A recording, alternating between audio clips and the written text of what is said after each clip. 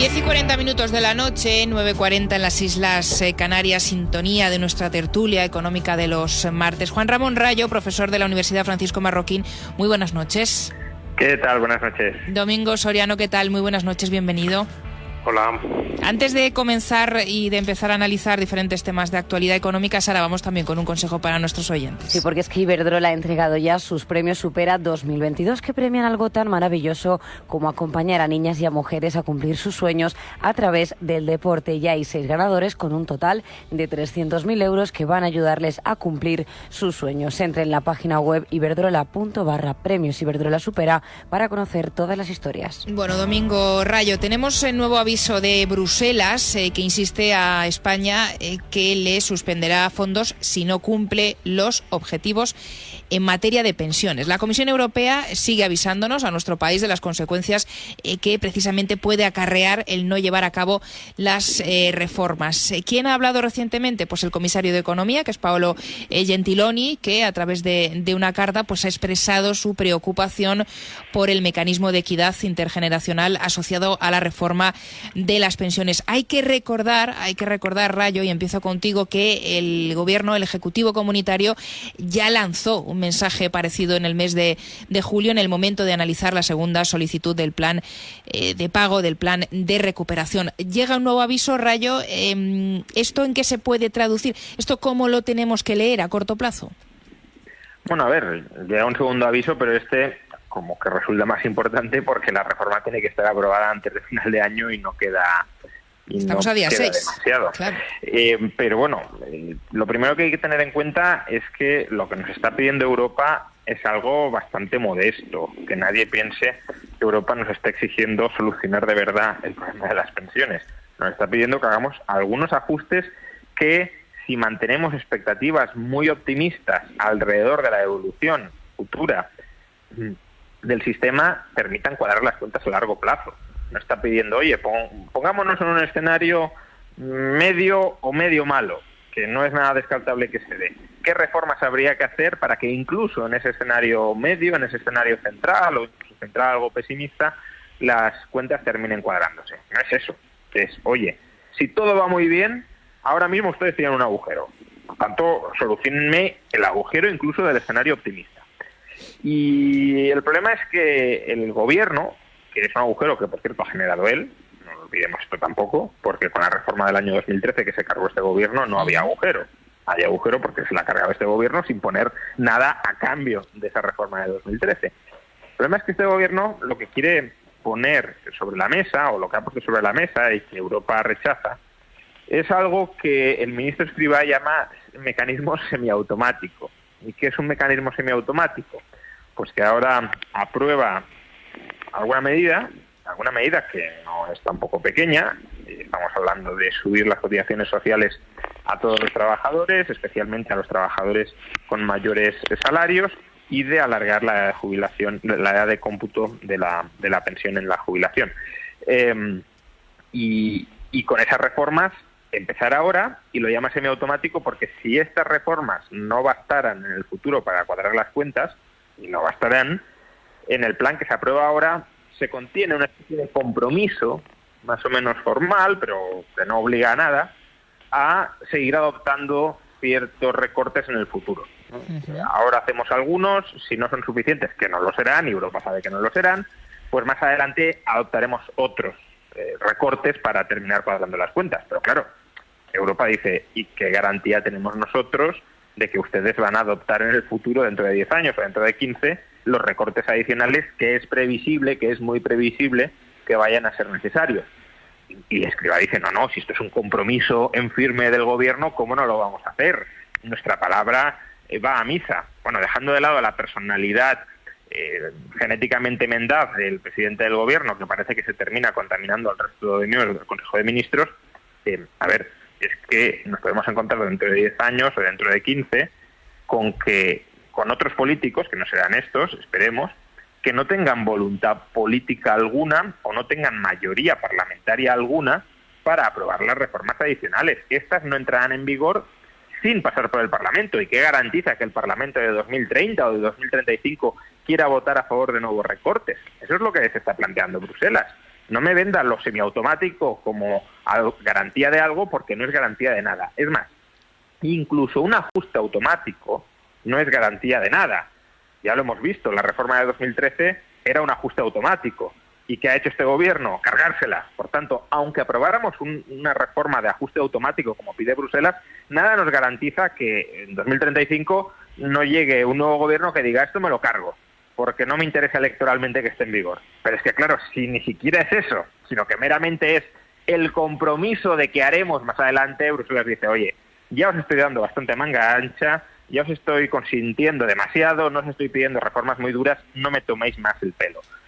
Esto es básicamente lo que nos está diciendo y bueno, supongo que algún tipo de componenda se llegará, pero el gobierno no lo tiene fácil porque dentro de su seno hay uno o dos partidos, Unidas Podemos, y no sabemos si Sumar o lo que sea, que se oponen frontalmente a reformas ultramínimas del sistema de pensiones. Por tanto, veremos por dónde termina encallando el asunto. Domingo, ¿cuál es tu diagnóstico? Sí, parecido, que el gobierno está...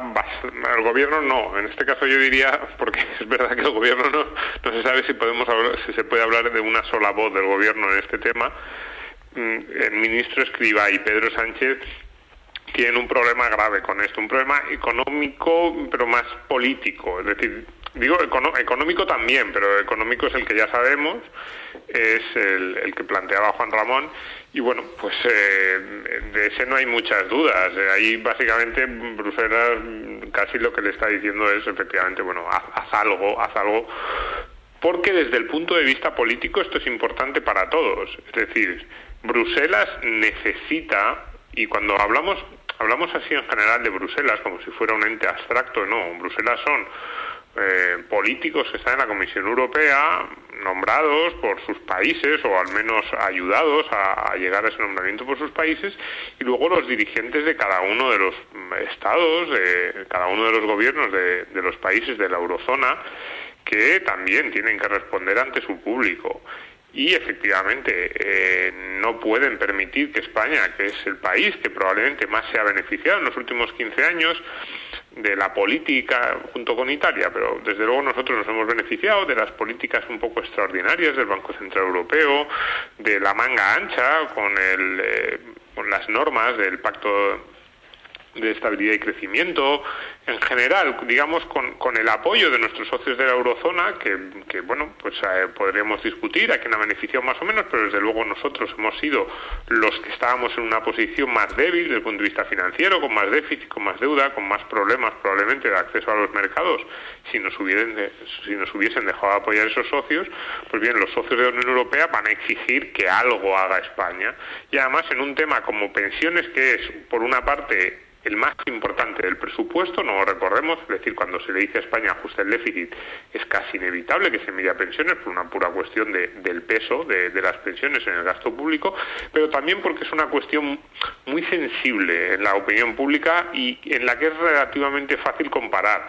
Es decir, claro, decirle a los alemanes, oye, España, con nuestro apoyo, España, uno de los principales beneficiarios de los fondos de ayuda a la Unión Europea, España, que se lleva saltando el compromiso de déficit, sigue manteniendo unas pensiones con una tasa de sustitución muchísimo más elevada, mucho más generosa que la que tenemos aquí en Alemania, y encima no quiere hacer ningún tipo de ajuste, es complicado de vender.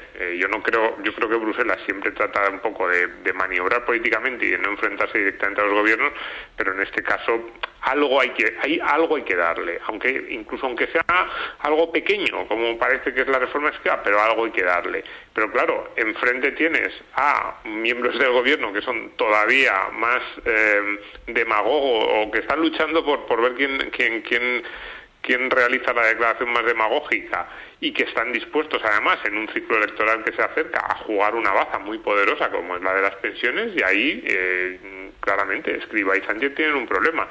Si se acercan a lo que les pide Bruselas, que no es mucho, pero es algo, se van a encontrar con que el resto del gobierno les va a presionar por ahí, y con el apoyo, yo creo, de los sindicatos e incluso cierta prensa de izquierdas, y si no lo hacen, Bruselas les va a dar un toque con digamos, esto es como el dicho este de que en el pecado llevan la penitencia. Sí. En parte esto se lo merece el ministro Escrivá y se lo merece Sánchez, porque llevan 3 años, los dos, diciendo que no había ningún problema con el sistema de pensiones, que todo el que dijera que había que hacer cualquier ajuste era un catastrofista, que estaba tratando de cargarse el sistema público, que estaba tratando de meter miedo a los futuros pensionistas, y que con las pequeñas cosas que ya se estaban haciendo para retrasar un poquito la edad de jubilación sería suficiente.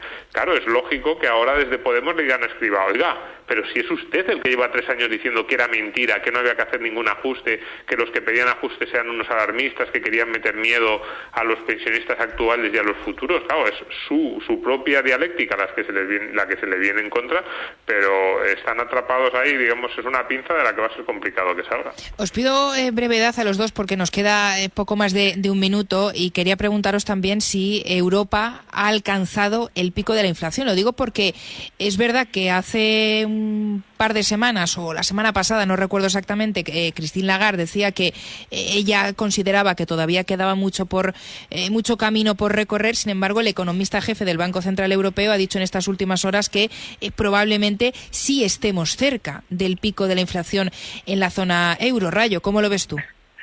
Bueno, si no hay sorpresas adicionales, probablemente estemos cerca o hayamos pasado ya el pico de inflación en la eurozona, y por sorpresas adicionales podría ser, por ejemplo, China. Si vuelve a abrir la economía y la demanda china de petróleo sube mucho y se dispara el petróleo, pues bueno, veremos lo que sucede, pero sí, si no hay sorpresas adicionales es bastante probable, diría yo, que ya hayamos superado ese pico de inflación, lo cual no significa que ya hayamos superado el problema de inflación. Claro, la inflación puede desinflarse algo, o bastante incluso, y mantenerse muy por encima de los objetivos de inflación del Banco Central Europeo, lo cual requerirá quizá no de subidas mucho más agresivas de los tipos de interés, pero sí de que los tipos de interés se mantengan a niveles altos o relativamente altos durante bastante tiempo, y eso veremos qué efectos tiene sobre la economía, pero en principio no deberían ser buenos. Domingo. Sí, pues algo parecido. Esto es importante. Es decir, es verdad que el Banco Central Europeo ha hecho esas declaraciones, es verdad que lo del pico, bueno, puede resultar muy llamativo, pero mantenernos en niveles del 4 o el 5 durante varios trimestres va a ser peligroso. Pero es que yo estaba viendo ayer la entrevista de Malouf, el miembro del Banco Central Europeo, Gabriel Malouf, miembro del Consejo, a Reuters, y decía, sí, es verdad que en la próxima subida, a lo mejor en vez de 75 puntos básicos de subida, la próxima reunión vamos a estar hablando de 50 puntos básicos, pero dice, empezar a hablar de dónde vamos a terminar es prematuro, es decir, esto de decir, no, ya se han acabado las subidas, dice él mismo, es prematuro, claro. Y dice, puedo ver escenarios en los que vamos más allá del 3%, es decir, no es verdad esa idea de, bueno, como ya hemos pasado el pico, ya el Banco Central Europeo prácticamente va a detener sus medidas. No parece que a través, digamos, de sus palabras podamos inferir eso. Bueno, si no me equivoco, hay reunión importante la semana que viene del Banco Central Europeo. Veremos qué sucede y qué sale de ese importante encuentro. Juan Ramón Rayo, profesor de la Universidad Francisco Marroquín, muchísimas gracias. Muy buenas noches. Buenas noches. Domingo Soriano, compañero de Libre Mercado, un saludo muy grande. Domingo, buenas noches.